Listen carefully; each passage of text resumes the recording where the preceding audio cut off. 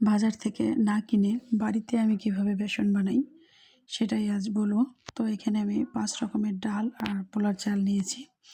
এবার আমি এগুলোকে ধুয়ে নেব খুব ভালোভাবে, কারণ এগুলোর সাথে প্রচুর পরিমাণে ধুলোবালি থাকে। আর আমি এগুলোকে খুব ভালোভাবে ধুয়ে নিয়ে এই যে পানি ঝরতে দিয়েছি। এবার এগুলোকে আমি শুকাতে দেব। তো এগুলো রোদে শুকালেই ভালো হয়, আর এগুলো শুকাতে কিন্তু বেশ সময় লাগে। অনেকে বলে যে 2-3 ঘন্টা শুকালেই হয়ে যায়, আসলে তা না, আমার প্রায় 2 দিন সময় লেগে গিয়েছিল।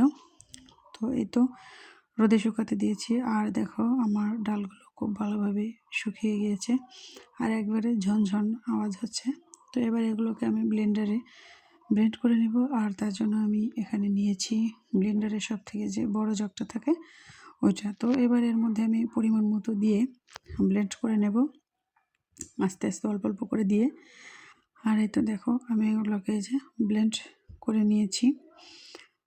আর এখন এগুলোকে আমি একটা চালনির সাহায্যে চেলে নেব। চেলে নিলে হয় কি, এগুলো যে কোনো ধরনের চপ ভাজতে খুব সুবিধা হয়, একবারে বাজারের থেকেও ভালো। আর যদি ঘরে বানাতে পারি, বাজার থেকে কেন কিনতে যাব, তাই না? তো এই তো আমি এখানে সবগুলোকে চেলে নিয়েছি। এখানে প্রায় 2 কেজির মতো ছিল।